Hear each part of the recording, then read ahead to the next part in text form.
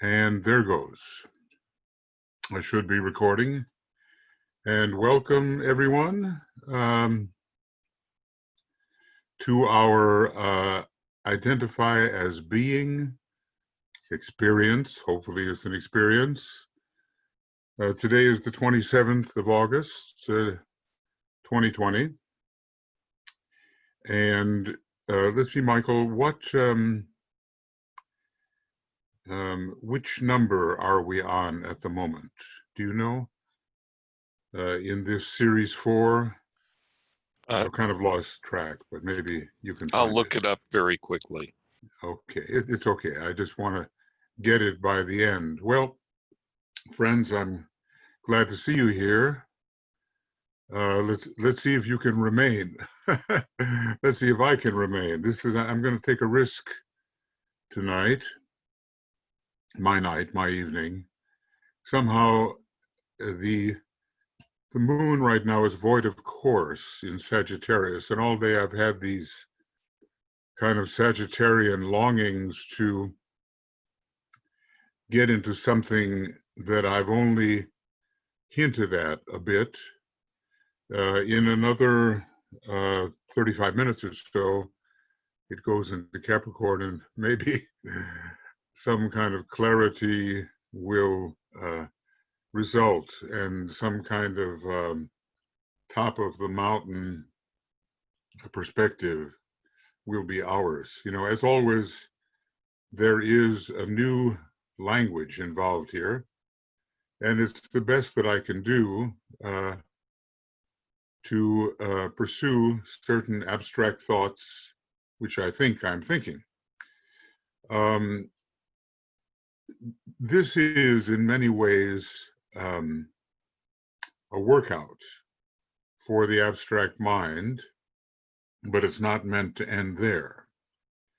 It's a kind of method of building the Antakarana, not the one the Tibetan recommended, because, you know, that has to be followed, of course.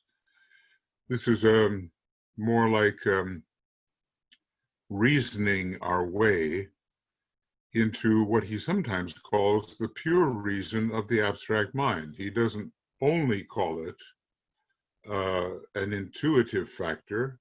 Usually pure reason is considered intuitive and of the Buddhic plane. But there are references which seem to tell us that the height of reason is also found on the abstract levels of mind, or abstract reasoning. If I say pure reason is one thing, if I say abstract reasoning, it's more related to the abstract mind, which, as you know, is found on the highest subplane of the higher mental plane, you know, subplane number 1, and which is our objective during the next 2,000 years. We have not yet begun the 6th root race, which will last, I think, some 10 million years, extraordinary, and which will present a focus on developing the intuition. But before we do that, we need kind of a launching point into the intuition, which is the abstract reasoning of the abstract mind. So as I say, you know, somehow this thing has been hammering at me all day, and I kind of never know, there's just so many threads one could follow here. And, you know, some of these thoughts are really abstract, nor are they entirely worked out. You know, I present them as for your consideration, realizing, of course, that the language is my own, and that, you know, in order to get at some of these things, you will probably devise your own language if you're interested to do so. And then mainly, maybe, in fact, the language that I'm using or have formulated, the sort of neologisms, which basically means new words, excuse me, will be indicative to you.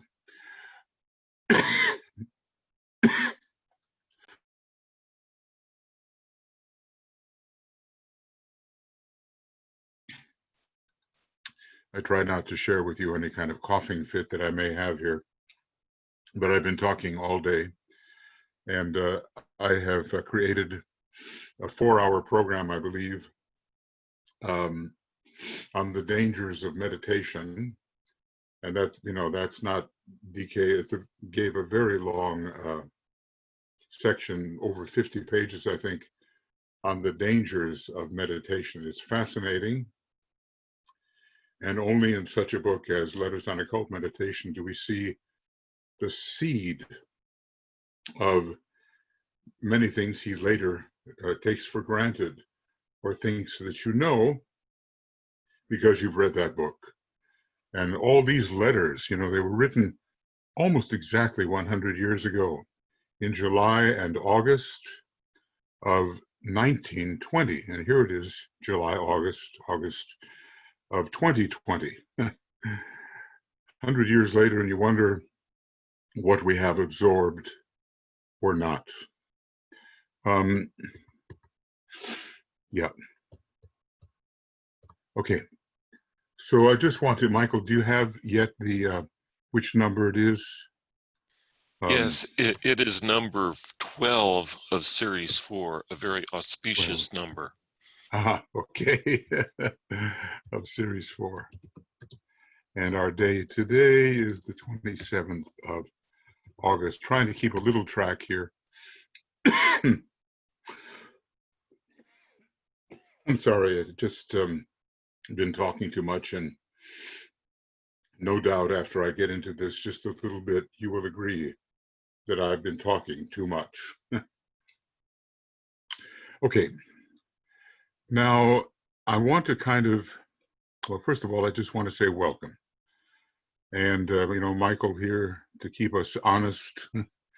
And Andy is here. And Chris's, let's see if I can,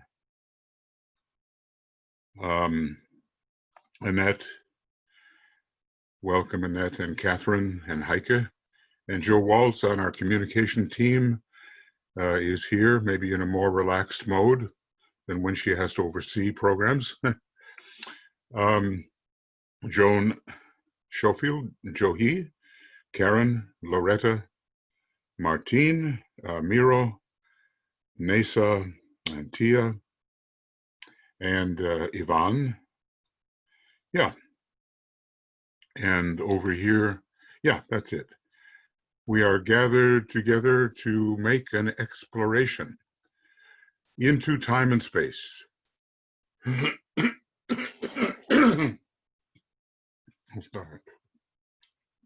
Sorry, it's just kind of coming up on me here. Anyway, the whole question about overcoming illusion are sort of conventional ideas about time and space. And at the third degree, which, is an object of aspiration for so many of us, not the fourth, but maybe the third, we are maybe able to overcome the first little bit of the illusion of time and space. And it's probably a surprise how it may happen. I kind of intuit that it will be a surprise and that it's not what we thought it was. But something new for us will be occurring. And meanwhile, of course, we're pursuing our usual meditative objectives, linking the personality with the soul, and the soul with the spiritual triad, and the spiritual triad with the mental unit and the personality in general. We have to do all that. And we, as I've often said, we try to become eventually, as DK is, expert in the great science of relations, which to me covers all the kind of sciences, including astrology. He says astrology is the greatest and the oldest of all sciences, and certainly in a way it is. But I find that even substantial to astrology and rheology is this great science of relations or interrelations. And it seems that DK is such an expert in that. But every once in a while, we take a little trip into something quite different, which is Brahmanical and Vedic from ancient days, and which is, as I've said, all I can think of at the moment is the science of non-relations, which may sound paradoxical, and it is. Everything here is paradoxical. How do you achieve identification of that in which and with which? You can't really use words like that, like prepositions have are all about placement in time and space. You can't really use those, but we have to use them.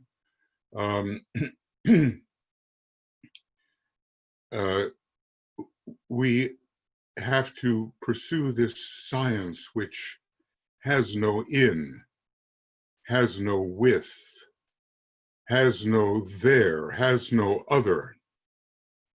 It is all about reducing apparent diversity into some kind of singularity, which we are. And, we can call it ultimate beingness, absoluteness. We can call it whatever we want. It's just call it isness, call it that, whatever you want. It doesn't make any difference. It's all wrong. Yet really, in a way, have to maintain silence about it, except in order to help us not identify wrongly, which we will almost always do. We have to at least say something about this state that only identification can approach. And it's really a super universal state. And what do we know about super universality? Only speculative that there are times when there are really no times at all, that there are times when the universe doesn't exist. And only absoluteness reigns as forever it has, like, the reign of a king or queen. So I have some points that I pulled together or thought about, and, as usual, we can approach with you maybe taking notes, noticing certain things as we semi-meditatively think through these points with my attempted explanation. You may have heard these words before, but maybe tonight I've gone a little bit further. It's kind of an act of daring. I've been shying away from it because, it's just kind of hopeless to describe what I'm trying to describe here. But I know it can give certain hints, at least about what reality is not. The old Brahmanical, Vedantic, neti approach. Not this, not that, not this, not that. So, let's kind of get into a meditative state here a little bit.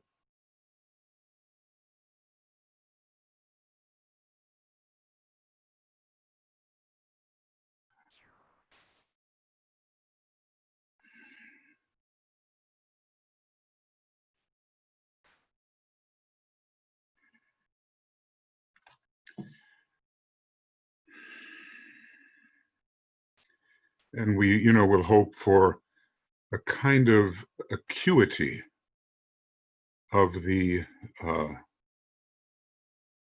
mental intuitive apparatus that might give us a hint or two. Remember, the third ray, which is used quite a bit in all this, is called by an interesting name, many interesting names, but he calls it the ray of creative intelligence. He says that's the name he prefers.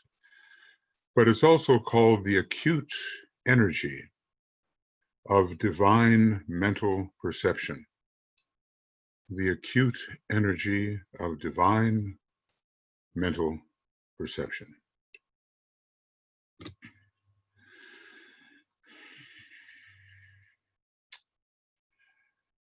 So the very first thing maybe is the fact that the universe is Mahamaya.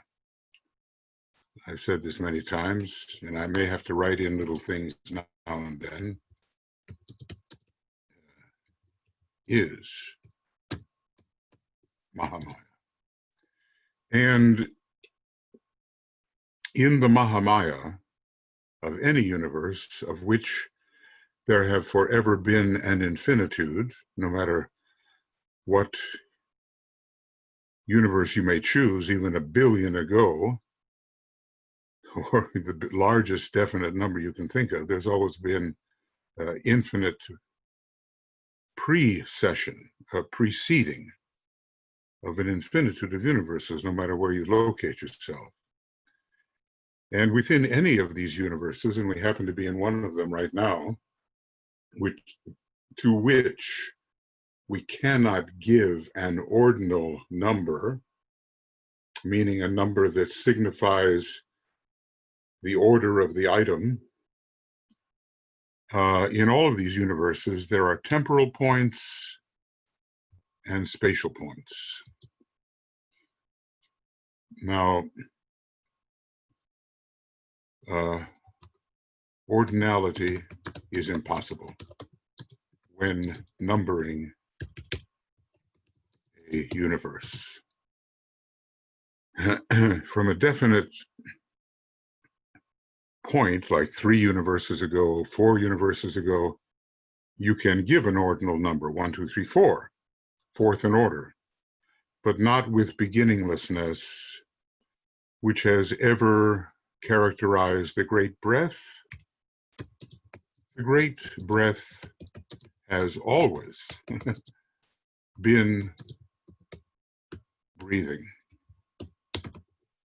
Now, these things defy the concrete mind, and we're really up against a wall, literally a wall, a Saturnian wall that won't even let us think sometimes of these things. And maybe I should, when I say the great breath, I should not write it in any lowercase letters. I should always write it in that way. So in the Mahamaya, that's the only place where there are points, but I'll get into what is a point.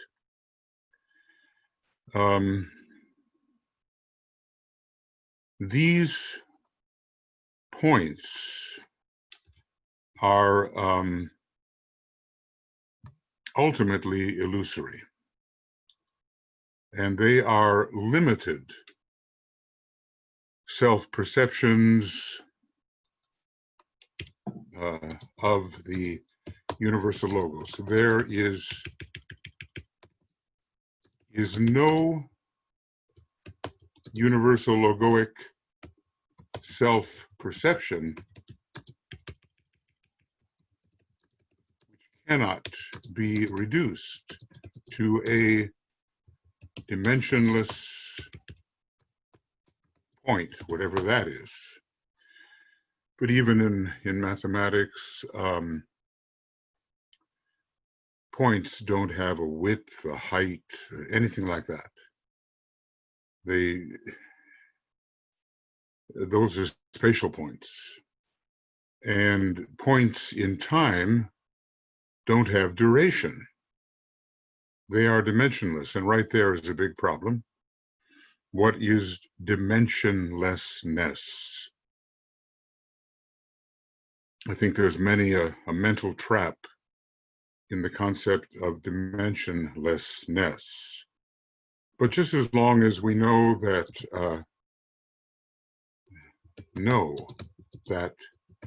things are universal logoic self-perceptions. Now let's just dwell on that for a moment. The things, including you as a thing,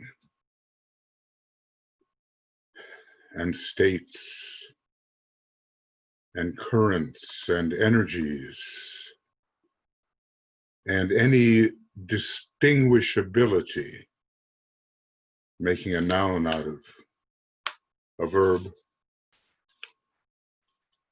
is, I'm staying in the universe now, okay? I'm sure you'll be glad of that. Any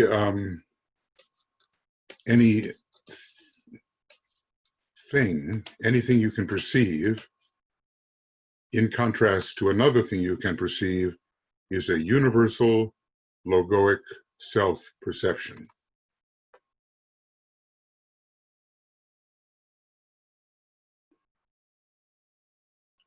And the universal logos that, you know, we can't name this, whatever it is, it's always new and it's always old. The universal logos can reduce its self-perceptions and thus create the vast variety of things and states and conditions and items, you know, all of the particularities. Now, maybe this comes as a strange idea that there is no out there, and everything that, you know, you are, what can I say? You are self-seen into existence. If the universal logos did not self-perceive in a certain reduced scope, which equates with you, this familiar you would not exist.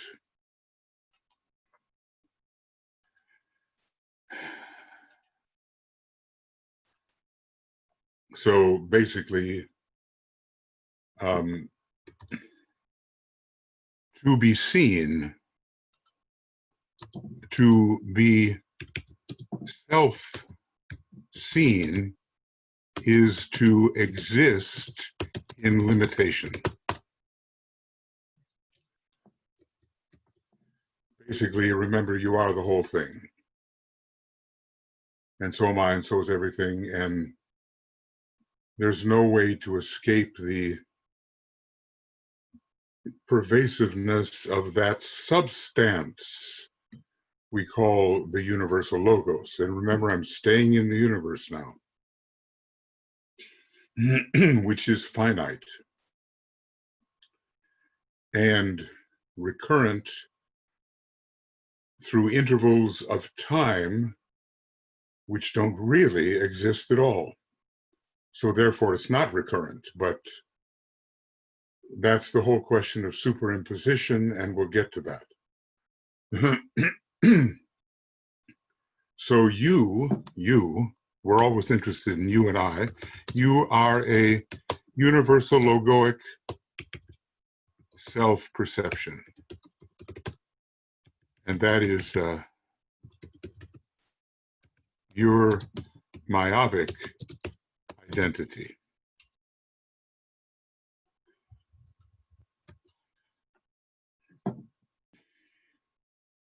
That's what you seem to be. And if the universal logos did not have the power to reduce its self-perceptions, you would not exist as you know yourself, but you would exist as the universal logos. So, it may seem like the wildest flight of fancy to say that you are the universal being, the one universal being, always, but it seems to me logical. Just think about it for a minute.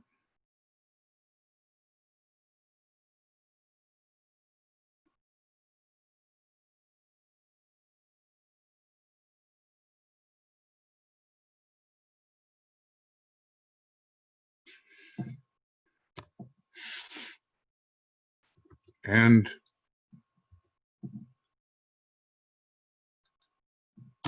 you know this by successively getting rid of RPNs, rings pass not. That's how you eventually decide that all but the ultimate ring pass not, with which you identify yourself with many rings pass not. I am the soul, I am the monad, I am the planet, I am all those things. Get rid of the small rings pass not, go to the bigger ones, to the bigger ones, to the bigger ones. The only ring pass not we're not getting rid of right now, and we will one day, at the Mahapralaya, is the universal ring pass not, which is created by the universal, by the Logos' self-perception of his entirety simultaneously. The ultimate universal RPN is created by the universal Logos' simultaneous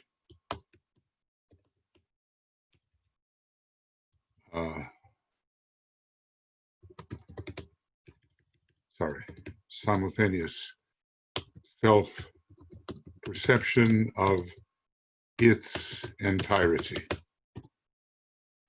Now, I realize, the words are abstract, but I think you can get the idea. When the universal logos sees itself entirely without any self-reduction, without any compression, without any limitation, the universal ring pass not is created. Otherwise, you would have an infinite universe not susceptible to periodicity. So a universal, maybe I'll capitalize that, universal universe, well, an infinite universe, would not be subject to periodicity and would violate the second fundamental of the secret doctrine. And I've already told you or tried to suggest that the first and second fundamentals of the secret doctrine are mutually contradictory. But that's what happens when we work with our kind of human language, and especially maybe with English, which Alice Bailey thought was quite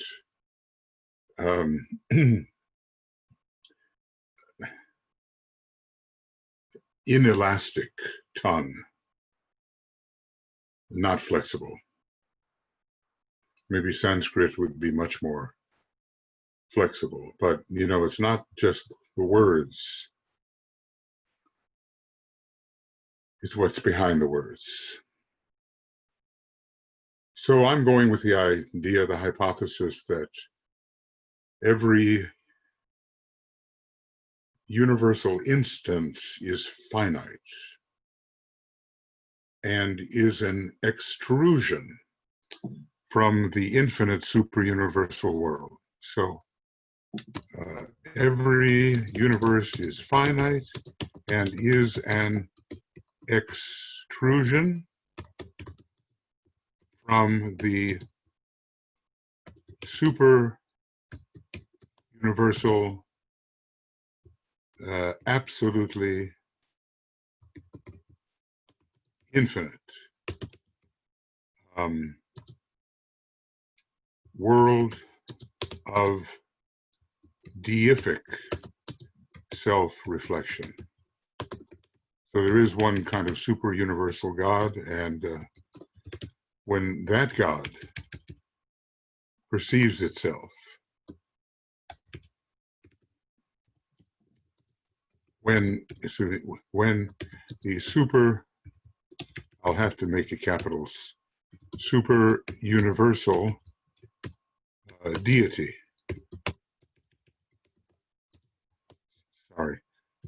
self perceives absolutely articulated infinity is the result. And out of that, out of some combination of that, out of all those differentiations and articulations, new every time and yet ancient, infinitely ancient, a universe appears. Okay, so what did I say earlier? You are, I guess I wrote that earlier, but I'll just leave it, are self-seen into existence. Okay, now absoluteness, which is the ultimate no thing or the ultimate state, is pointless. Every point is an ultimately reduced self-perception. So every point is an ultimately reduced self-perception in universe. There's also what I call a super universal point, but that's another matter, and I'm not going to worry about that just yet. And all these things exist, but they can all be reduced to points. All things can be reduced to points, and all points are exactly the same in non-dimensionality. I know there's a trap in there somewhere, but until it hits me in the face, I'm going to not worry about it right now. So everything you see around you is a point, ultimately reduced to a point, and a point is really next to nothing. A true point, not just a pencil dot on a piece of paper, that's not a point. That's a virtual point. A true point is next to nothing, next to nothing, that comes later, next to nothing, or a next to nothingness, or a next to nullity. That's what a true point is. It exists, but it has no dimension. And right there, you have a problem. A point exists in universe, but it has no dimension. Now, how can you conceive of something that exists but has no dimension, whether of time or space? And there's all other kinds of dimensions as well, but probably they're made up of the illusions of time and space, basically vibration. There is no vibration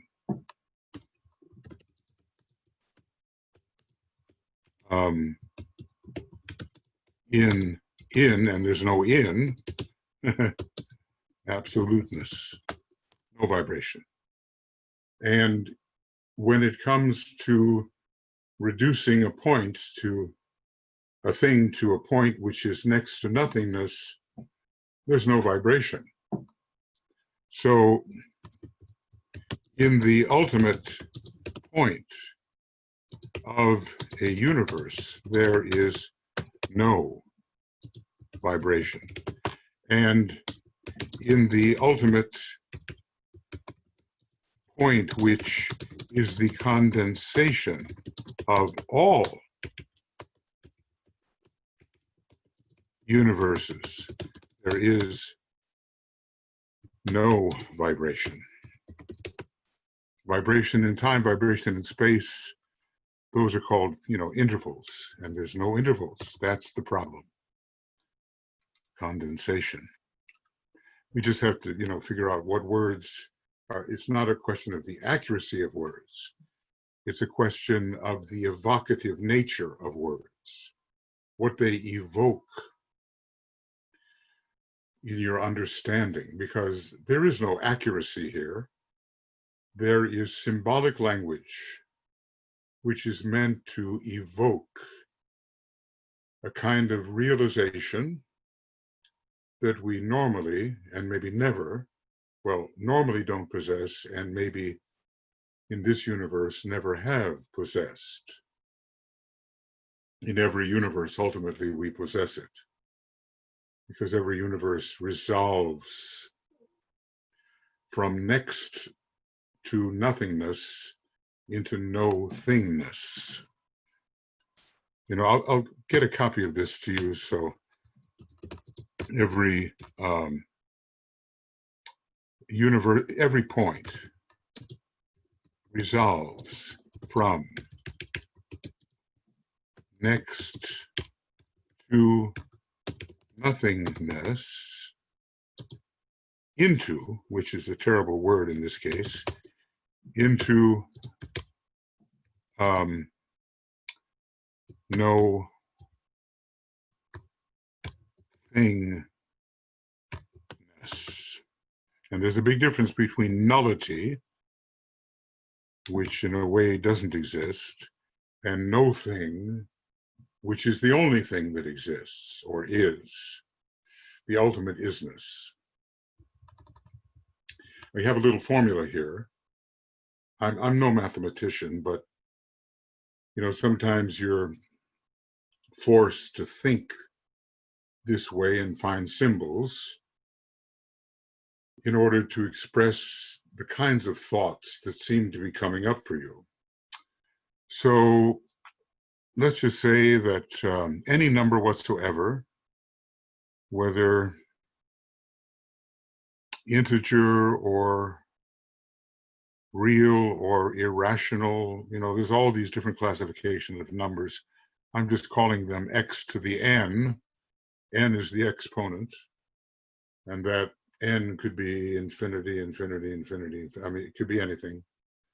Any number whatsoever divided by absolute infinity, which is the super universal state. Here's the absolute infinity part. Usually when you put bars around a thing, it means absolute, and it's not negative. So any number whatsoever, and you could go quite crazy finding the way mathematicians have classified numbers. I'm just calling it x to the n. Maybe there's better ways of doing it. divided by absolute infinity yields the absolute infinitesimal. And there is no thing which in universe is not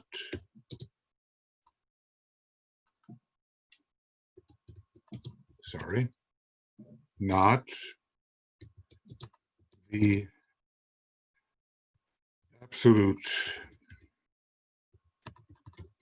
infinitesimal. Well, the in-universe absolute infinitesimal.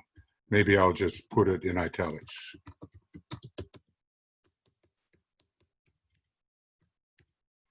And what this gets to is really interesting. It means everything is the same size. No matter how great or small it seems, it all reduces to an item which I call the ultimate in-universe ever-lessening. I call the absolute infinitesimal the ultimate in universe, in universe ever lessening. Because no matter how small your number, as you try to approach nothingness, there's always something smaller. That's why I called it an ever lessening, and that is the absolute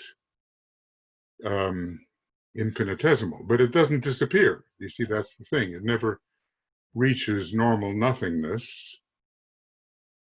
It never disappears, but it's always less than any definite quantity. Always the absolute infinitesimal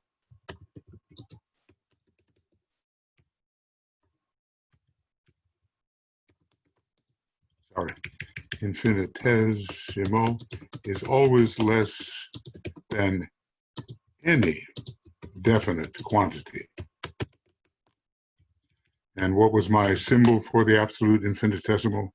It was this. So the absolute infinitesimal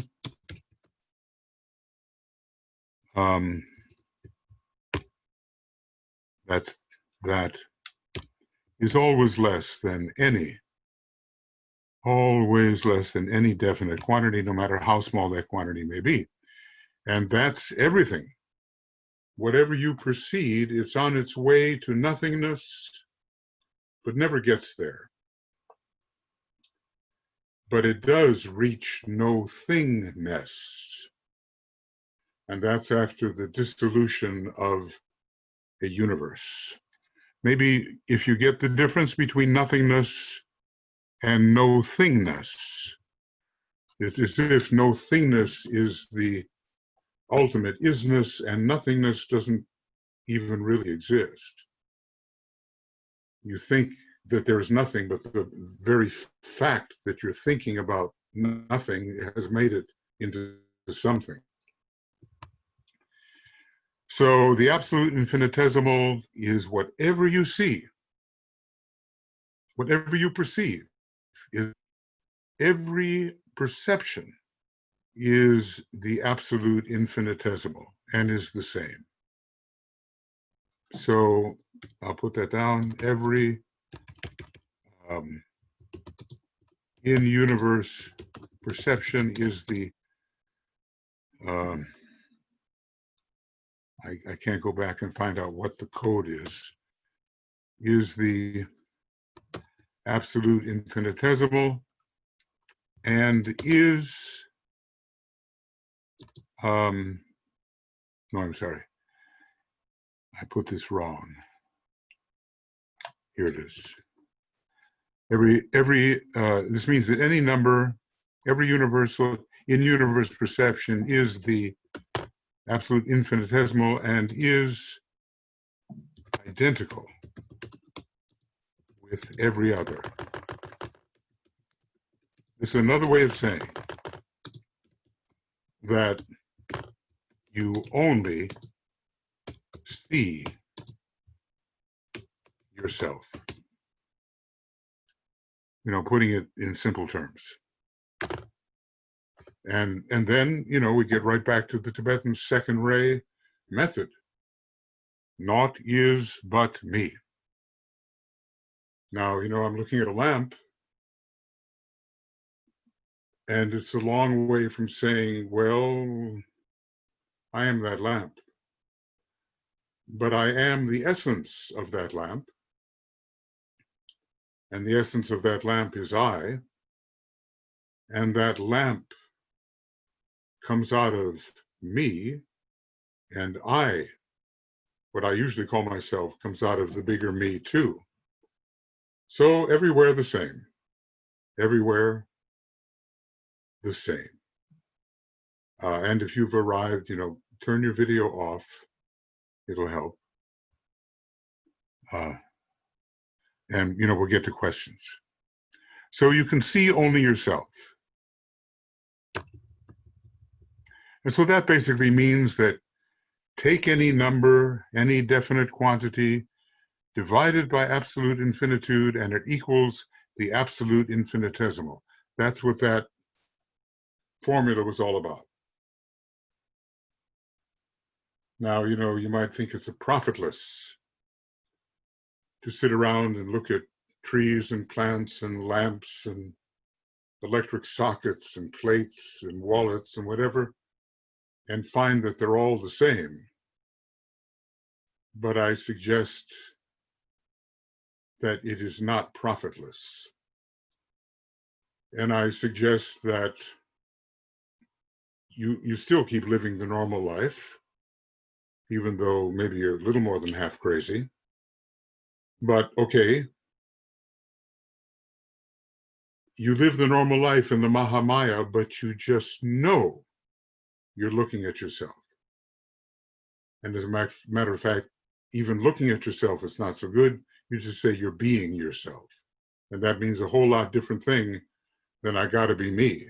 Well, you know that old saying, I gotta be me. It's good, but when metaphysically considered, it means something quite different than I've gotta be my personality. So, you know, definitions here, I call the absolute infinitesimal, which is everything I can possibly perceive, is essentially the ultimate ever-lessening. I've got a couple of sentences here that I almost don't dare read, but I'll just read them and not say too much.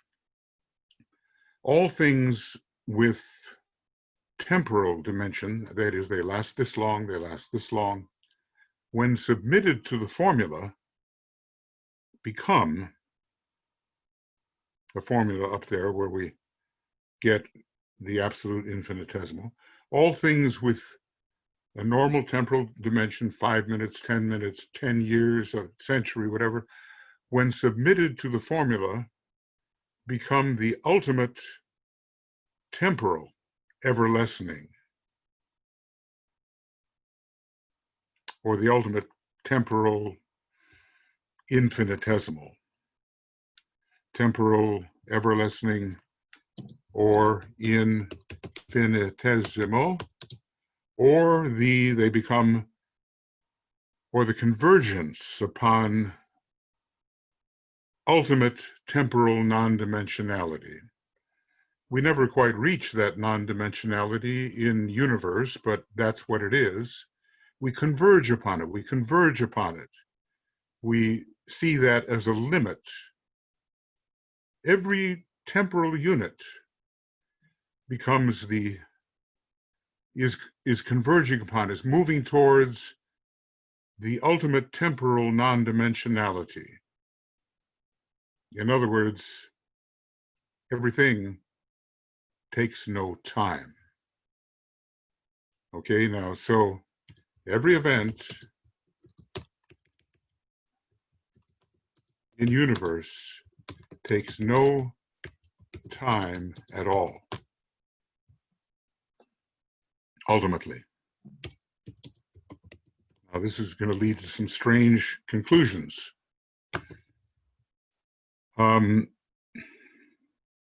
Every event in universe takes no time at all, and I'll add another thing about space, every apparent space has no extension. I think Kant would say, Immanuel Kant, that this vision of extension, this sense that extension is real, is basically the result of the brain function. And I think the Tibetan basically says the same thing about time. There's something about the way the brain functions because of its limitation in sequence. But actually, really, there is no extension. So what does this mean? This is a drastic statement now. There is no such thing as interval. Now that's a drastic statement. There's nothing between anything and anything, because intervals separate one thing from another. And usually we consider the fact that a point which has been created by the reduction of a thing, we usually think of it as having a dimension. We visualize it. It has extension. But it doesn't really have that. There's no interval across the point. There's no interval between the points. This leads to an interesting conclusion. Now, and I better put it down in case I lose it. No interval means universal superimposition of all times and all spaces. Really apparent times and apparent spaces, because without the Mahamaya, there would be no time and space. No interval, no differentiation, no points, ultimately, or just one point superimposed forever. And even it is an illusion dissolving periodically, but periodically doesn't really exist, into absoluteness, which is pointless. That's one of my little aphorisms. You know, not only is it pointless to think about it, but absoluteness is pointless. I said there would be a different language here, right? But, you know, if you just allow yourself to go with it, it may begin to have little flashes, you know? I think so. So there's no space between things, and there's no space between events. Everything is superimposed. And this leads to this idea. This, I better put it in just normal. This idea leads to the thought of the eternal now, or the eternal now, super universal. It also leads to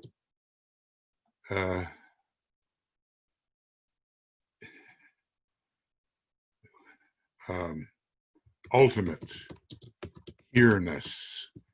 Is there a here without a there? Okay, but it's all in one space, which is no space at all.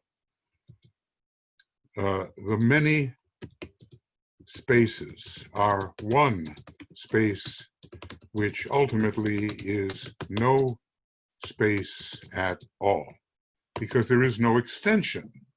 In order for us to think about space, things are spread out in space, we need the idea of extension, but there is no extension. So time and space are superimposed upon each other in the Mahamaya periodically forever. And yet there is no great breadth either. Sometimes I think that the only true fundamental of the secret doctrine, ultimately true that is, we need the others, but because we're going to function forever in illusion, is that there is a boundless immutable principle. That's the ultimate thing, and you can't really violate that. But it does get violated in illusion through the production, God knows how, or maybe someone knows how, of the Mahamaya. So I'm not even going to read the next one. It's just too much.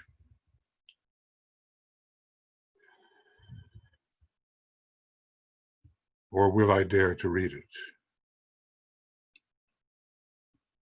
So every universe can be thus reduced to an ultimate temporal and spatial ever-lessening, a convergence upon nullity which never reaches nullity, but when the universe dissolves becomes no thingness, and all universes, and forever an infinitude of them, can be reduced to the infinitely inclusive, ultimate, temporal and spatial ever-lessening, or the infinitely inclusive convergence upon non-dimensionality. Don't worry about what it means, because I have forgotten. Anyway, one can ponder this, that everything in every universe is reduced to one point. That point is unreal, and it would be periodical if we could trust the great breath being real. But the great breath depends upon interval. Now I'm breathing out, now I'm breathing in. Interval in time, creating different spaces. None of that is real, but it is actual. And the Mahamaya is forever, so we have to deal with the great breath. So anyway, point 32 and 33, we'll just let that pass, and as they say, ponder on this.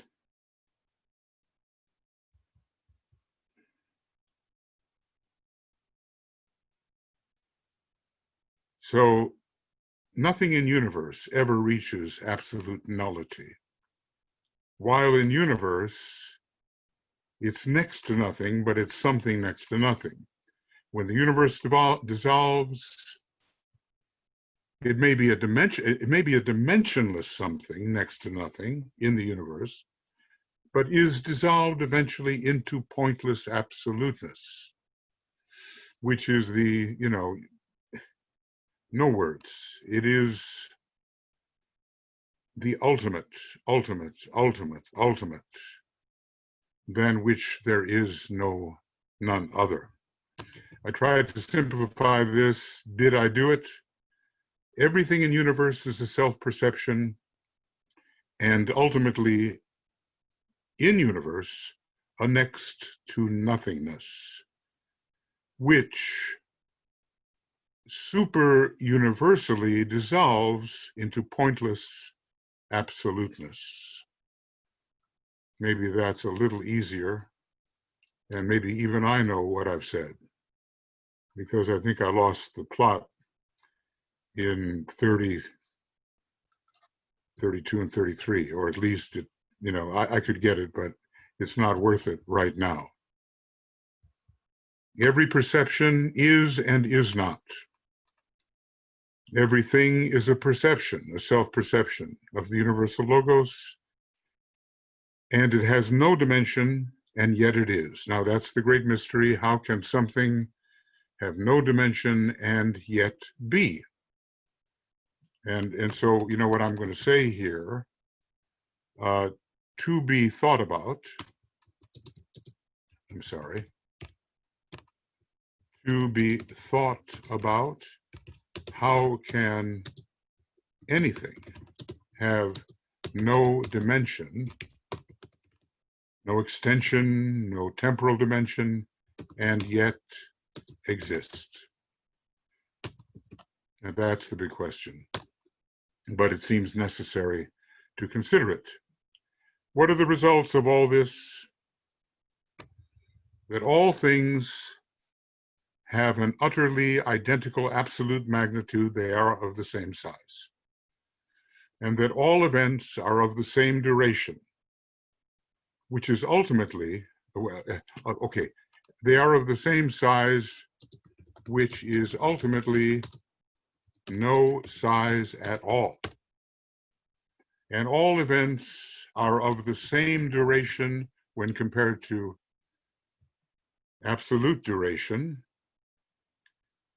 just the way absolute infinitude, things are compared to that. All events are of the same duration, which is no duration at all. All things are superimposed, all times are superimposed, all spaces are superimposed, and we might say, except in Mahamaya, it is as if time and space never occurred. Now, you know, is this nihilism? Not exactly. Because we have to deal with illusion. There would be no universe without illusion. So there is a great illusion in a different sense than Master DK talks about it. And, you know, forever we have been dealing with periodic illusion. Even periodicity demands interval, which is dimension, which doesn't exist. So in a sense, the great breath doesn't even exist, except in the production of Mahamaya for whatever reason. There is no real time. There are no real intervals. Note the word real. Between apparent times. There is no real space. There are no real intervals between apparent spaces. We live in and are pointless, non-dimensional, absoluteness forever. Not even multidimensional, because multidimensional implies division. And in absoluteness, can't really use the word in, but okay, as absoluteness, one cannot divide. As absoluteness, there can be no division. We all live forever and have for the ultimate, at the ultimate intensity, ultimate, absolutely infinite intensity of isness, beingness, immovability, inarticulability, pointlessness, non-differentiation. The no thing is forever, and thou art that. To quote the Upanishads, thou art that. Well, you know, that's it. There's other things to be said, or mostly to avoid being said. But we've reached number 42, and it requires fortitude to even attempt to understand some of these things. Maybe that's why Meyer Baba, after 30 years of silence, he was, after all, a Pisces, so he, who but a Pisces could keep 30 years of silence? His first words, don't worry, be happy. Absolutely banal, mundane, but what did he see during those 30 years of silence that made him break his silence with those words? Don't worry, be happy. I wish I could follow my own advice. Okay, so, obviously I'm going to reread this thing. There are a couple of points there that I know I could express better, but I think you get the idea. Thou art that. And that's why it said that 10,000 books could be written, and they all express one fact. Thou art that. All right.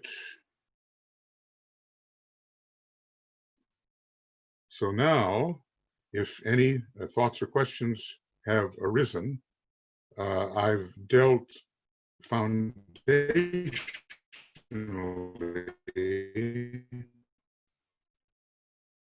with necessity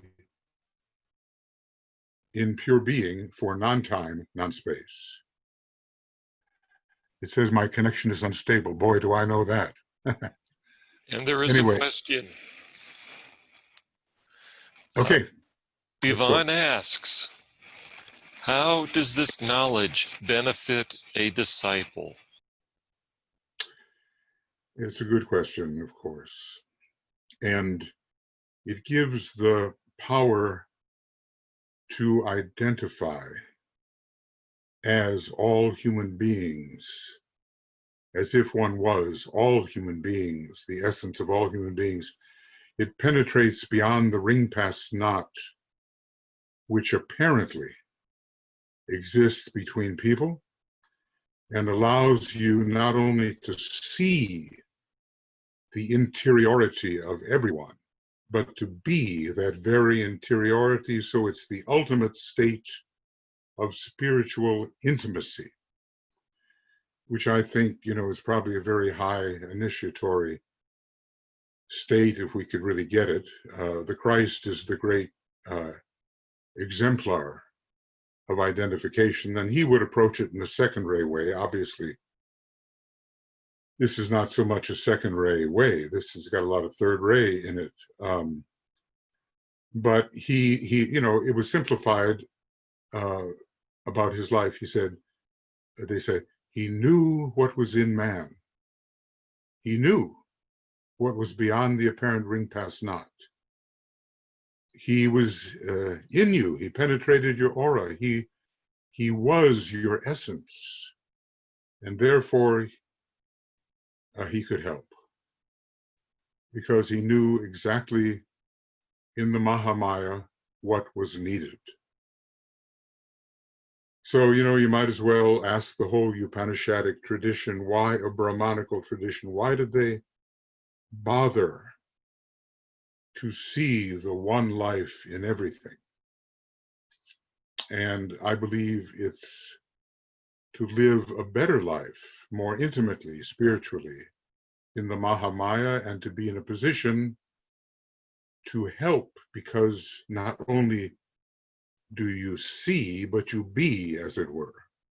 That's a more advanced stage of intimacy, and the you think you are is right there with the assistance that is really needed because of your power of identification as this one pervading, all pervading, ultimately, life.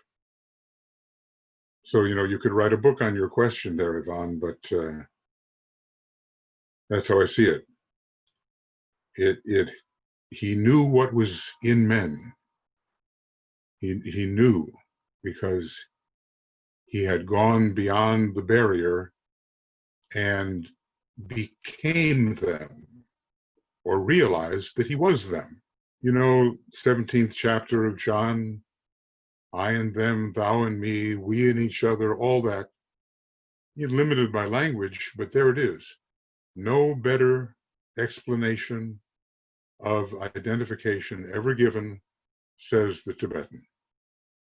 Why is it important? Why did Christ do it? He did it on a different ray, but he did it. And the more we can identify as essence in everything we see, the more the oneness takes over, the more we can be of assistance in producing all the desirable things in the Mahamaya. Right human relations, right relations between kingdoms, eventually right planetary relations, right relations all through the universe, through the art of identification. I guess, I could blab on, but that's what I would say to your question. How does it help to be a better disciple? And Hayek responded to Yvonne, writing, "This knowledge probably doesn't benefit in itself. The thinking about it, though, may exercise abstract thinking. Knowledge is not the experience, but may prepare it. And how the experience will benefit, I imagine that gives the real freedom for service." Yeah, I agree with much of what you said. And I would just say there's a certain experience we are looking for, or I sometimes call it imperience, because, it never leaves the self in a way, never leaves the one self. And if the knowledge can be like a finger indicating the way to something that otherwise we can't describe, then we use it as a springboard into something we can barely imagine and yet is ultimately real. Now, look, I know it can be frustrating to deal with anyone's particular approach to the non-approachable, because basically you are it. You have to find your own language or symbols or however you want to get there. But there is an all-pervasive state that I call infuception, which is identification not with, but as. Identification not with, because that's duality, but as the beingness of everybody and of everything. And I guess, if we've ever had a flash even of what that can mean, then its desirability becomes self-evident, I would say. So indeed, not the words per se, they are just springboards to the realization. And that is always of value. Ultimately, we're talking here about what monadic realization or monadic awareness is. And we're talking about it well before we can really achieve it. But these are like, monadic studies. Now, we throw the word monad around quite a bit. But, we haven't the slightest idea of what it really means. And if just a little crack in the door, can give us the light of the monad, then it is the self-justification, or the value of it is self-evident. I was reading that the Eastern student has a pretty strong 2-4-6 line and has to learn how to meditate occultly in the head, whereas the Western student has to learn to meditate along the 2-4-6 line pretty much in the heart, and in the series of hearts that exists. The heart in the head, you go lotus, monad, all a series of hearts. And I discover for myself, as a little being here, that if the heart is properly open, then that very intangible something that pervades and is everything begins to appear. So, the Westerner is such a logical being, but the heart has its secrets and does reveal things that only when they happen does one realize what one has been dealing with, and not really known experientially. Thank you, Heike. Thank you, Yvonne. Okay, Karen, your hand is raised and you should be able to unmute yourself. Okay, Michael, one of your points was absoluteness is pointless as there is no perceiver. And I guess I don't understand that. And I'm wondering, so identification does not involve perception? Oh, it does, but it does involve perception, but that's several steps down the road, Somehow there is like one coming forth out of absoluteness. See, if there was a perceiver within absoluteness as absoluteness, there would be division, and there would be no absoluteness at all. There would be an other. There would be a duality. But somehow, mysteriously, and I ponder, out of absoluteness comes the great Mahamaya, and the super universal Mahamaya has a perceiver. That is the great super universal God who self-perceives, and that perception reveals absolute infinity. And then a tiny portion of absolute infinity is self-selected and becomes the content of the impending universe. The impending universe never catches up, of course. You can add together all of those contents of every universe forever and will never reach absolute infinity. But within absoluteness per se, there's no room for anything, including a perceiver, including a thinker.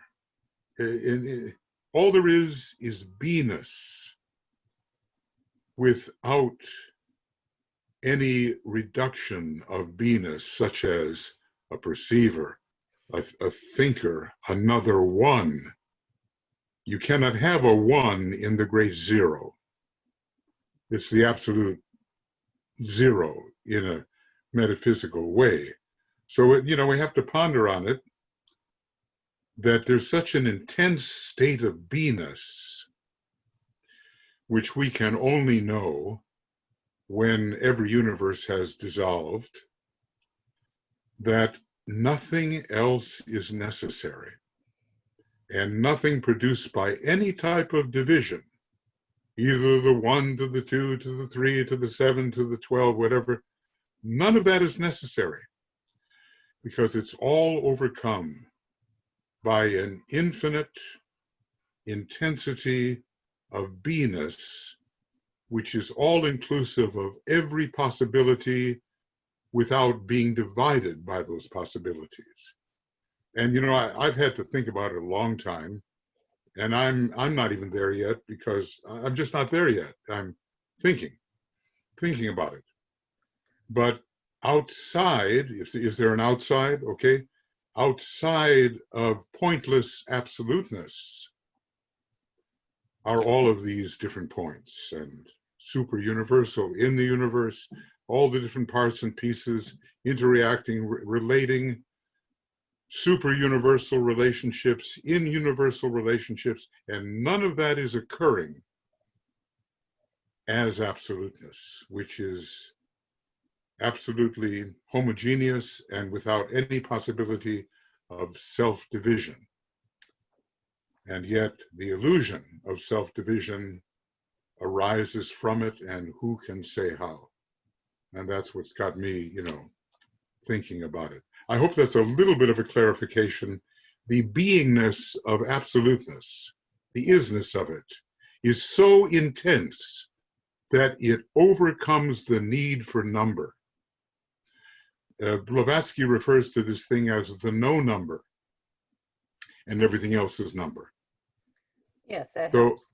yeah, I hope it helps a little bit. And Yeah, now look, it does. we're not going to, I mean, all we're going to get is a flash here and there. But, you know, one day we'll be looking at something, and what the Tibetan wrote, "Naught is but me," is going to flash. Ah, and then maybe it'll disappear.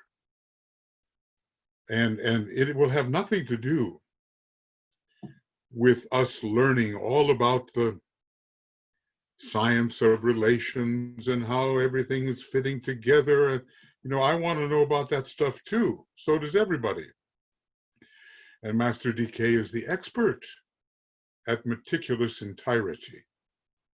How it all, the ray of divine detail, the ray of the divine pattern, or of detail in unity, unity in detail, all that. But occasionally, just very, very simply, the zero-ness, the voidness, the suchness, or some will call it the oneness, whatever, it's going to flash. And we can call that the blinking of the dragon's eye. The blinking of the dragon's eye. Now, one day that eye is going to be wide open. It's not open for us yet. But we'll, you know, when it is wide open, we're going to see the substratum to everything, which we are. And we're not giving up on relations. That's our, you know, 90% of our study. But the pursuit of beingness, this is another game, and worth it, I would say. As Heike was saying, it makes you use certain faculties, yes, right. And the realizations that come along with it are inherently self-valuable. But we have to prove that to ourselves. So anyway, maybe a little more, you know, clarity on the subject. Every time I try to explain something, I try to get clearer on it, you know, and that's my quest. And maybe a little bit helpful for all of us to clarify that this is a parallel curriculum to our study of the great science of relations. It is the study of non-relations. And if that sounds paradoxical, well, maybe it is. And now Neasser writes, I can't get this out of my mind, so going to put it out there. There is no more life in an elephant than in an ant. Your thought on that? No more life or light or what was the word? Life. There is no Life. more life. Yeah, well, L-I-F-E. I'll go with you on that, and I'll say something kind of radical that I wrote in my Infinity book, that the smallest fragment contains the grand entirety and is the grand entirety as divisibility is impossible. So in that sense, if all things are the same size, which is no size at all, and all things are of the same duration, which is no duration at all things then are the entirety. Now that's really paradoxical, that an elephant and an ant each is the grand entirety. And there is no difference except in Mahamaya between their size or anything. All of that is qualitative. In beingness, they are the same. And since beingness is indivisible, non-divisible, then the entirety of beingness, which is uniform, is wholly in every apparent fragment. The entire beingness is, as it were, in the ant, in the elephant. And there is no greater or lesser, more or less. That would require dimensionality and division. But we're not allowed that. There are no points, there are no divisions. And so, all things being equal, the ant is all of life, and the elephant is all of life, and everything is all of life equally. So, maybe, so I'm basically agreeing with you and trying to carry it into a still more radical realm. There's no division. If I look at the smallest fragment, I'm looking at an illusion. Every apparent division is the whole, is all of absoluteness, because you cannot divide absoluteness. So yes, well, let me put it in a way that maybe, makes sense. All of us are working in the realm of quality. Is it good? Is it bad? Is it high? Is it low? Is it big? Is it small?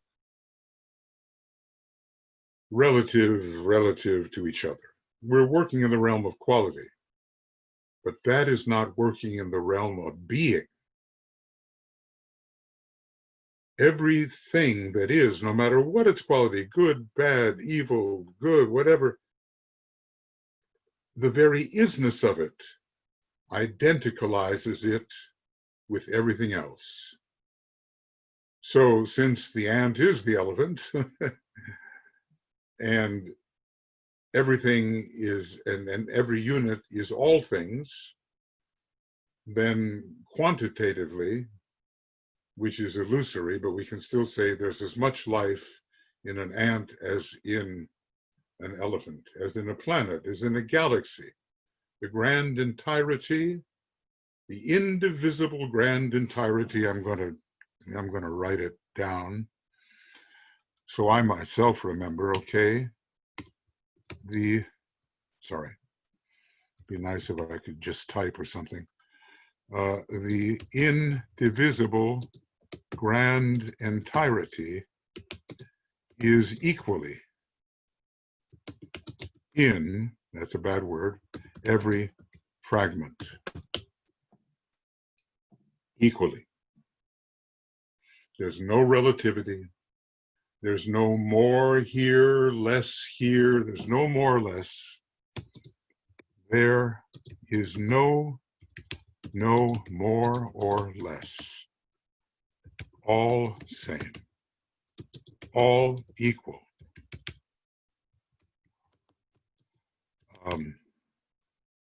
All, I'll coin a word,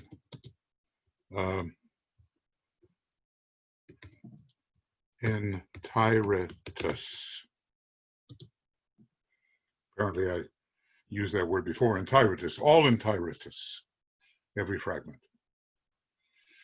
Now, it does something to your mind when you begin to think this way, and I don't recommend it as a constant diet of thought. But there may be a few minutes every day or every other day, whatever, when you want to sit down, open the hearts, plural, and contemplate infuception, the all-pervasion of you, not in other things, not with other things, but as other things. Use the word as, because it promotes identicality.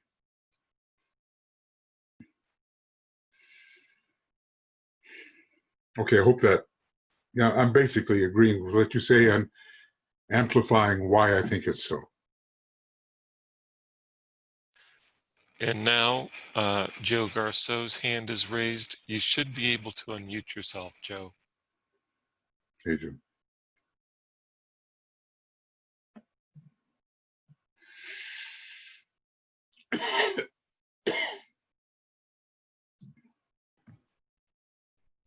Okay.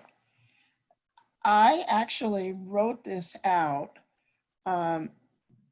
many years ago, 1957, it turns out. I worked in fledgling computer development.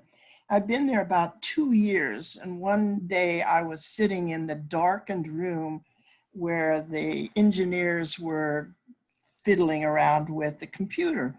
And suddenly the light came on for me. I realized that when the power was on, there was a count. And when it was off, there was a count. And 1, 2, 1, 2, be, not be,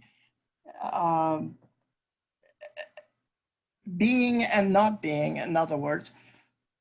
And I, as I'm listening to you today, I think, I wonder if this being and not being is the source of the electric universe.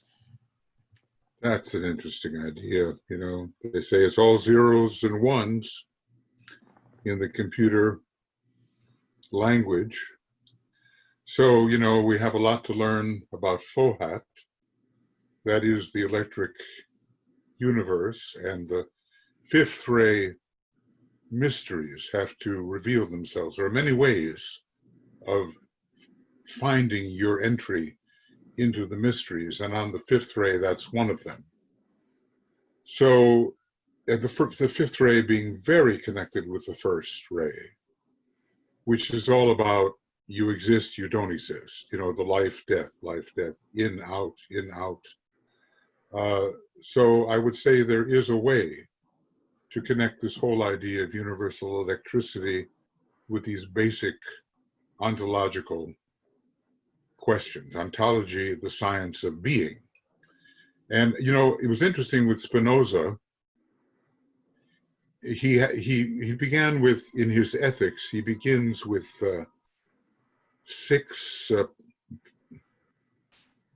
are they postulates or assertions, whatever? And he allows no negativity. Basically, Spinoza allows no non-being. Which is interesting. It let's just say that there is a ultimateness which is inextinguishable. Now, we may call it non-being because we just can't perceive it. It's like the black light of Shambhala. It gets dark, and it's so bright, it's darkness to us. So the form nature vacillates between registration, non-registration, and we call non-registration non-being. It doesn't exist. And we call registration being. But in fact, we cannot reduce anything to non-being. We can only reduce it to non-perception. So, these mysteries will come together of cosmic electricity, Fohat, Brahma, Agni, those are all basically equivalent terms. They will come together, and the way to get from one to the other will be revealed. Even when things go dark, they exist, but that's our perception, isn't it? They're always there, but our perception fails. So somehow we have to know that there is this, what can you call it?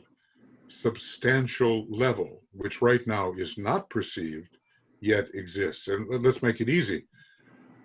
In the etheric body, there's a replica, or at least the physical body is a replica of everything etheric. We're not perceiving that etheric body. We're just perceiving the result of its deeper condensation. One day we will perceive that, and what has gone dark before will be in the light, and on and on and on, until all blank areas of perception are lighted. And we see how it is that from the very highest universal being, all has become, or all has precipitated. So, it's experiences like yours. They're just little moments, but they give us an insight into something which normally we wouldn't think about. They surprise us. And frankly, we need a lot of surprising. It's so easy to keep on thinking in the same groove, But one day, hey, you get shocked. Something else came in, and that may rearrange your whole perceptual apparatus. And maybe perception can change into infuception. Eventually, it will. So, we could talk about it a long time, Joe. Thanks for offering the thought. The thought was meant to be a parallel to what you've been talking about. And yet you defined what I gave to you as perception, and therefore different from your discussion of being or not being. Well, existence is perception. In other words, if a thing exists, it's because it is self-perceived. Everything is a self-perception. So that when I say the word perception, I pretty much mean thing. And without that self-perception, there would be no such thing. So a perception is not a vacuity. It's not some kind of intangible something that, is fleeting, unreal, whatever. It is producing thingness. Self-perception produces thingness.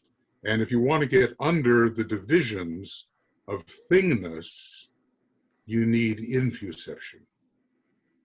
And that is identification as the essence out of which everything comes, including the little false self you think you are. It's like, if I can put it this way, this is maybe, I'm not in order here, but I'll put it this way, that you come out of you. And I'm going to make this a lowercase. That little u is not real, it's a reduction. And the very base of the appearance of that little u is a larger u. And I'll carry it further, and you know what I'm going to do, I'm sure. And you come out of you, which is that. And yet that is not different. It's not other. The that which is never other. So, if that looks like playing with words, maybe it is, but the point is to get an invocation, an evocation, and then I would say mantrically, all things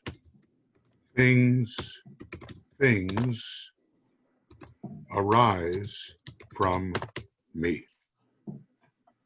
Now, that's not egomania. It's something quite different. It's the kind of inducing an ultimate humility. It's not exalting the personality. One might say, if I say all things come out of me, all things arise from me, it sounds like you're a megalomaniac or something, but it's not that at all. The me is just differently perceived. And to talk about it as having a cosmic electrical dimension in universe, I believe, is justifiable. But things are self-perceptions. This is the thing that has to be gathered. And they're not just your own self-perceptions, they're your own self-perceptions if you were the universal logos, which when you strip away the boundaries, you are. So things, or things are self-perceptions, and I'm staying in universe.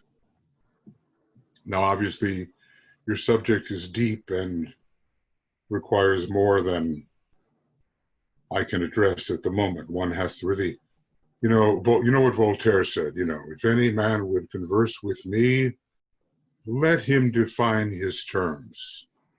So that goes for both of us, so we know what we're really talking about here and don't mistake each other because we have different definitions for the same word. Right. Anyway. Well, thank you. Yeah. I mean, if you remember an experience from 1957, it's got to be significant and foundational to your life of consciousness. Okay. Yeah, it was. It was. Okay. Okay, Joe. Sitting in that dark room and suddenly my mind explodes as, oh my gosh, 1 plus nothing, positive and negative. Yeah. Wow. Well, they say it's all outing. zeros and ones, For Blavatsky, the way she says it's all number and no number. Right.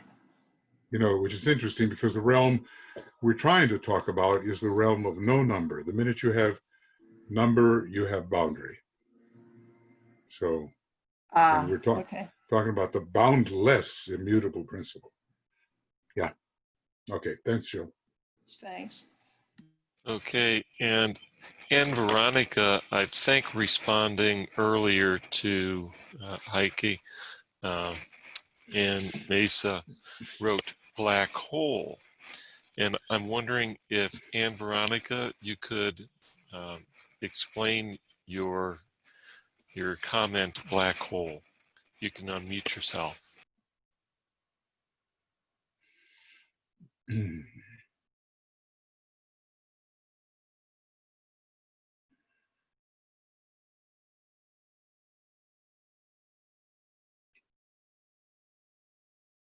That's a good explanation, actually. Okay, well, if something's happening there, okay, but for every black hole, there's a white hole. I was trying to unmute myself and I wasn't able to unmute myself. Oh, there you go. Oh, you're good now. Hello. Hi. The black hole came to me as a picture while you were talking. Well, it's something of the universe, so it can't be the absolute you're talking about. But what the black hole does, it takes everything in. It takes light, it takes dimension and makes it to no dimension, time to no time. And I was thinking it's so compact. It came as an idea to me that it takes everything in and it makes it one. I don't know, maybe I'm not right, but that's the picture that came to me. I think there's much to be said about that, and probably there are numerous black and white holes, and it all depends on the point of tension at which we are working and the vibratory level, which is not even suspected by the astrophysicists right now, at which we are working. Every time a plane disappears, we have a black hole phenomena. Every time from a higher plane there is a precipitation into objectivity, we have a white hole. And the Mahapralaya of a universe is the ultimate black hole, but of course it cannot be defined in physical or etheric terms. It has to take into consideration higher dimensions. And so we're not even there yet in scientific consideration of well, maybe string theory somewhat gives that, but the idea of a multi-layered vibrational universe with multiple black holes and an ultimate black hole which causes the disappearance of the entire universe on subjective levels as well. Those things are the province of the occultist, and not yet the consideration of even the advanced scientists. But I think these thresholds that cannot be crossed,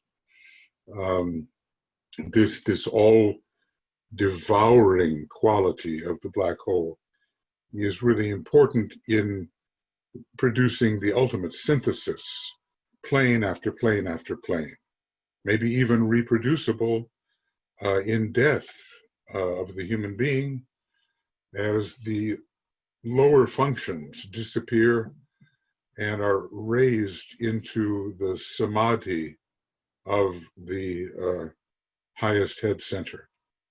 And then that also is sucked upwards into higher dimensions yet. So we have a change in dimensionality going on constantly with this black hole, white hole phenomenon. I think some people have talked about the opposite, not just the disappearance, but the emergence, not just through a big bang, but through a type of precipitation, which leads to objective manifestation. And maybe we just call that a white hole. But there are numbers of them.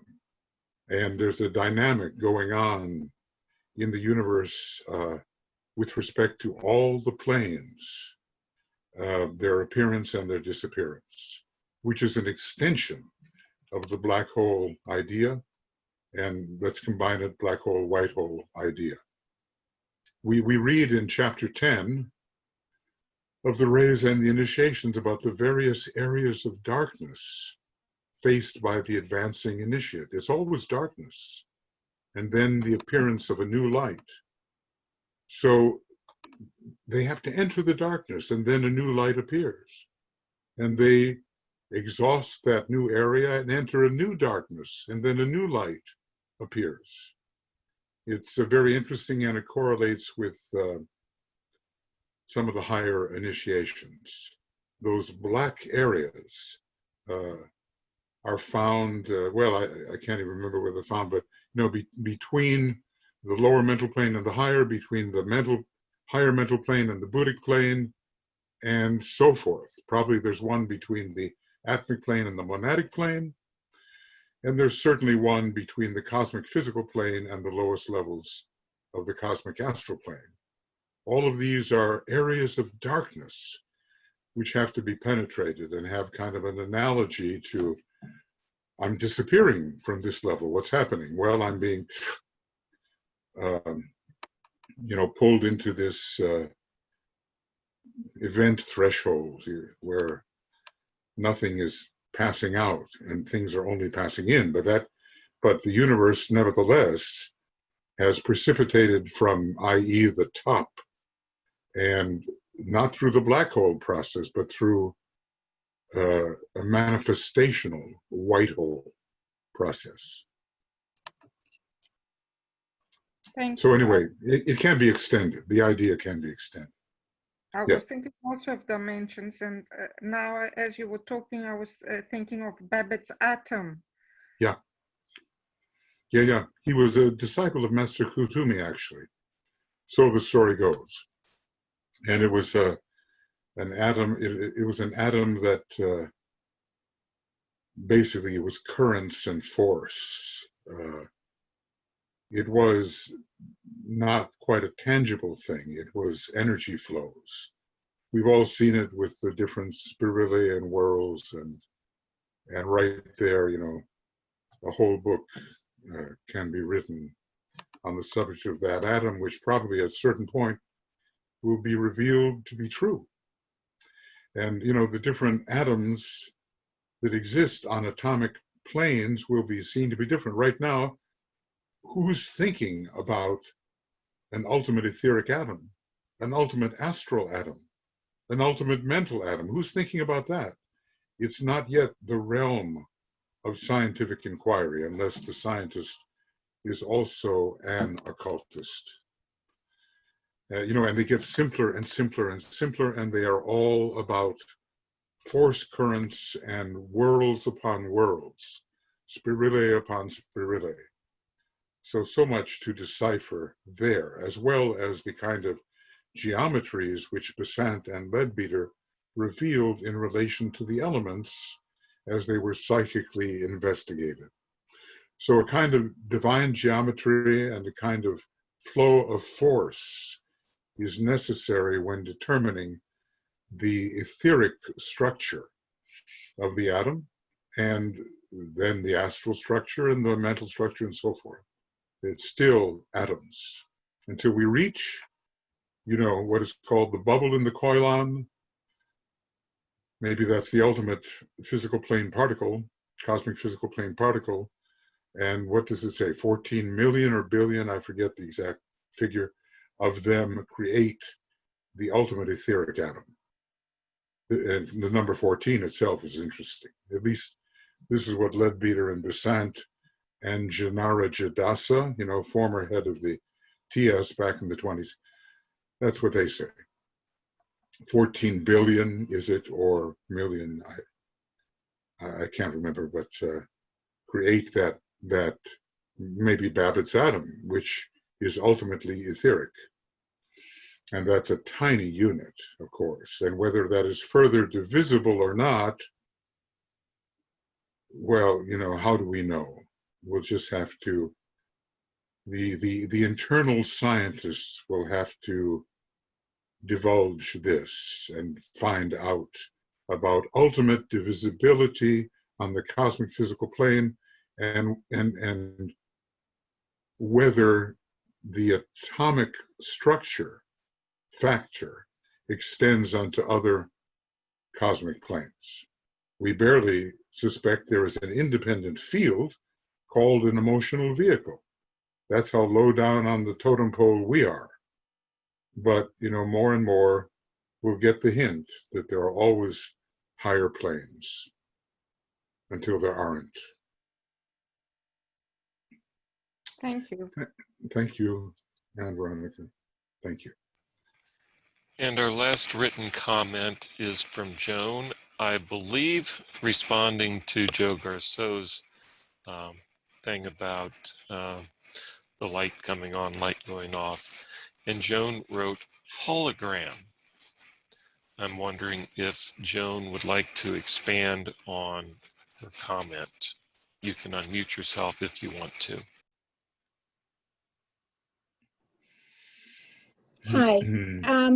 I was thinking of the whole being seen as one, like the whole sky in the dewdrop. The whole is seen as one. Yeah, actually, it's a Cancerian mantra. The whole is seen as one. Replicability. The hologram is based on the principle of defocused replicability. So, always if you make a Xerox of a Xerox of a Xerox, they generally get fuzzier and fuzzier. And the hologram is structurally identical to what it reflects, but it has less precision of detail. And so it is a principle that feeds into the use of the law of analogy and correspondence. Like DK said, the fourth ray mind is a very important part of my work, he said, basically. And it's an analogistic mind, which can take the high and solve for the low, and can take the low, like in algebra, and solve for the high. And the hologram helps us do that because there is structurally a kind of similarity, quite close really, within the lower reflection that will tell us where it all started in the higher original. But I think Joe may have been talking about appearance and disappearance, and even when it seems to disappear, it isn't. It's there. One of the examples is he tells us we can't Shambhala is black because we cannot perceive the intensity of its light. Our mechanism just won't take it. So until we have shambhalic sight, Shambhala will just be a negation to us, a blackness. But one day we will be able to see in the light of Shambhala because the form will allow that. So this basic question of, is there a universe? Is there no universe? What's beyond the universe? Does what's in the universe disappear when there is no universe, or is it still there? These are deep questions, and they are very ontological questions. They have to do with the science of being. And you know, a lot of people have written maybe on these things. I think a German philosopher, oh gosh, what is his name? Someone knows his name. He kind of turned cowardly and became a Nazi. Heidegger. Yeah. Yeah, I mean, you know, he saved himself in that respect, but yeah, he was Dasein, you know, it was about being Dasein and what else. And Sartre, you know, these third-rate types, they like to write on these things. Heidegger is correct. I think so. But you know, those are very high abstract thoughts. Whenever you start talking about what is being, it doesn't necessarily mean that all philosophers will get into esotericism or occultism when they start to explain. They have their own way of doing it. And the Greeks basically, you know, were dealing with the concept of being and becoming long, long before any of these modern philosophers. So every once in a while, you know, turning the mind and whatever identificatory faculties we have towards being. I think it's a good thing to do.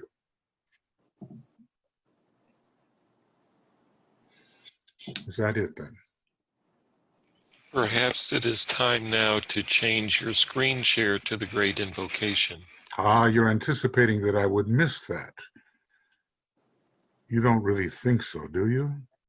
Well, it's not here. So, okay, I'll get it. I'll get it in just a second. Would I miss that? Of course, I would. Okay, friends, well, thanks for thinking along these lines, whether or not they are customary lines of thought for us. You know, it's a workout. It's a workout of the abstract mind, but one day the intuition will replace it. And pure reason will, or maybe Master Moria calls it straight knowledge, will dawn. And then our reasoning, even very subtle and careful, will give way simply to knowing these matters. And remember, the age of Aquarius, the age of knowledge, not just the age of obedience and belief, but the age of true knowledge. Okay, great invocation. Please change your screen share. I didn't do that? There we go. Well, I've got to give you something to say about that, see? So I did it on purpose. Do you believe me? Should not.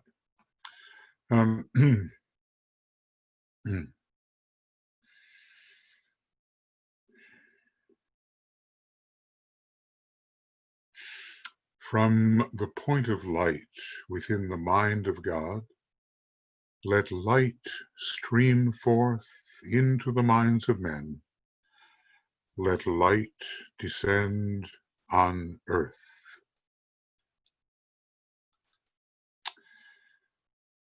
From the point of love within the heart of God, let love stream forth into the hearts of men. may Christ return to earth. From the center where the will of God is known, let purpose guide the little wills of men, the purpose which the masters know and serve.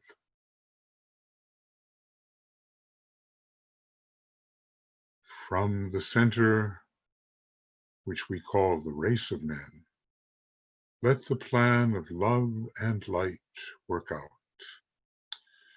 and may it seal the door where evil dwells. Let light and love and power restore the plan on earth.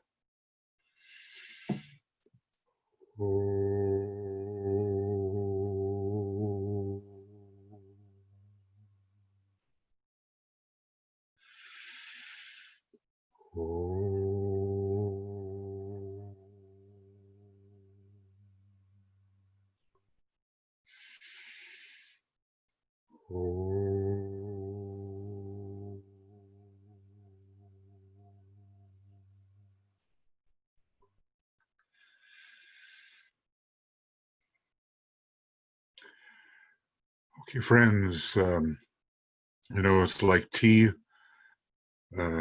If you have a tea bag and you put it in a cup of hot water, you better leave it there for a little while if you want to have tea.